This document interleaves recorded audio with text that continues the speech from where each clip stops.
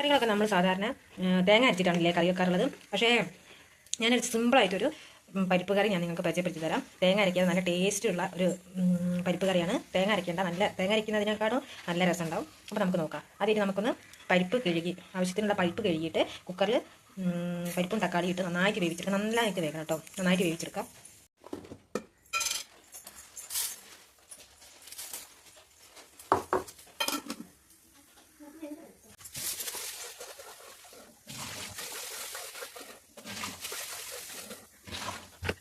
പരിപ്പ് നന്നായി കഴുകി എടുത്തിട്ടുണ്ട്. അതിലേക്ക് ഒരു തക്കാളി ഞാൻ മുറിച്ചിട്ടിട്ടുണ്ട്.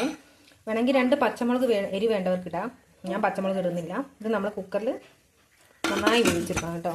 അപ്പോൾ അതാ നമ്മുടെ പരിപ്പ് നല്ലോണം വെന്തിട്ടുണ്ട്. പരിപ്പ് മാത്രമല്ല തക്കാളിയൊക്കെ നല്ല വെന്ത് ഉടഞ്ഞിട്ടുണ്ട്. ഇനി നമുക്ക് ഒരു പാൻ അടുപ്പത്ത് വെച്ചിട്ടുണ്ട്. അത് ചൂടായി അതിലേക്ക് നമുക്ക് ഇത്തിരി എണ്ണ ഒഴിച്ചു കൊടുക്കാം. എണ്ണ ചൂടായി വരുമ്പോൾ നമുക്ക് കുറച്ച് കടുക് ഇട്ട് കൊടുക്കാം. കടുക് വേണമെങ്കിൽ ഒഴിച്ചാൽ മതി, നിർബന്ധമില്ല. കടുക് പൊട്ടിക്കഴിഞ്ഞ് ഇനി നമുക്ക് ചതച്ച് വെച്ച വെളുത്തുള്ളിയും ചെറിയുള്ളിയും അതിലേക്ക് ഇട്ടൊന്ന് മൂപ്പിക്കാം.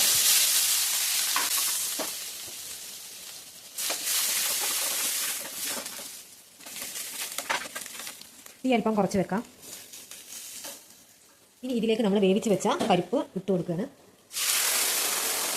ഇത് ഞാൻ ഉപ്പിടാതെ വേവിച്ച പരിപ്പാണ്. പരിപ്പ് ഇട്ട് കൊടുത്തിട്ടുണ്ട്. പക്ഷേ ഇത് തിളയ്ക്കാൻ നമ്മൾ നിൽക്കേണ്ട ആവശ്യമില്ല. അതിലേക്ക് നമ്മൾ മുളക് പൊടി എരിവിനനുസരിച്ച് ഇട്ട് കൊടുക്കാം കേട്ടോ. എനിക്ക് സ്വല്പം എരി മതി. മഞ്ഞൾപ്പൊടി സ്വല്പം മഞ്ഞൾപ്പൊടി മതി. കുറച്ച് ഉപ്പ്.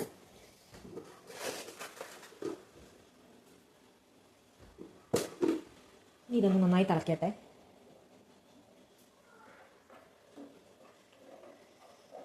ഇത് ഇത്ര രസം കറിക്ക് കിട്ടണമെന്നുണ്ടെങ്കിൽ നമ്മൾ പരിപ്പ് നന്നായി വേകണം. ഇങ്ങനെ കൊഴുങ്ങനെ വേകണം, അധികം വെള്ളമൊന്നുമില്ലാതെ. എന്നാലേ കറിക്ക് തേങ്ങ അരച്ച കറിനെക്കാട്ടും ടേസ്റ്റ് ഉണ്ട്. അത് വെള്ളം പോലെ ആയിട്ടുണ്ട്. പരിപ്പ് അധികം വെന്തിട്ടില്ല എന്നൊക്കെ ഉണ്ടെങ്കിൽ ഇത്ര ടേസ്റ്റ് ഉണ്ടാവില്ല. ഇനി നമുക്ക് ഒരു ഉപ്പ് ടേസ്റ്റ് ചെയ്ത് നോക്കാം. ഉപ്പൊക്കെ പാകത്തിനുണ്ട്.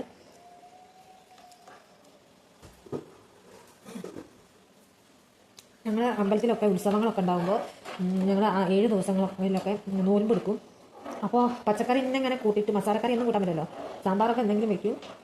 കൂട്ടി മടുക്കുമ്പോൾ എൻ്റെ അമ്മ ഞങ്ങൾക്ക് വെച്ച് തരുന്ന കറിയാണിത്. നല്ല ടേസ്റ്റാണ്. ഇത് മാത്രം മതി ചോറ് തിന്നാൻ, ചോറ് കഴിക്കാൻ. ഇത് മാത്രം മതി, അത്രയ്ക്കും ടേസ്റ്റാണ്. ഇതൊക്കെ നമ്മൾ വെക്കുമ്പോൾ പണ്ടത്തെ കാലമൊക്കെ ഓർമ്മ വരുന്നത്. അത് തേങ്ങയൊന്നും അരയ്ക്കാതെ അതിന് നല്ല ടേസ്റ്റി ആയിട്ടുള്ള കറിയാണ്.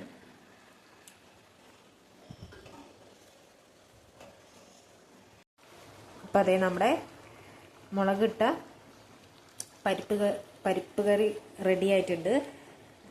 ഒരു പെട്ടെന്നൊക്കെ ഒരു കറി വേണമെന്നുണ്ട്, ഭക്ഷണം കഴിക്കാൻ ഒരു കറിയൊക്കെ വേണമെന്നുണ്ടെങ്കിൽ പെട്ടെന്നൊക്കെ നമുക്ക് തട്ടിക്കൂട്ടി കറി വെക്കാം. പക്ഷേ അത് തട്ടിക്കൂട്ടാണെന്ന് തോന്നില്ല, അത്രയും ടേസ്റ്റുള്ളൊരു കറിയാണ്. എല്ലാവരും ഒന്ന് ട്രൈ ചെയ്യണം, അഭിപ്രായം പറയണം. ഇനി അടുത്തൊരു വീഡിയോയിൽ കാണാം. Thank you.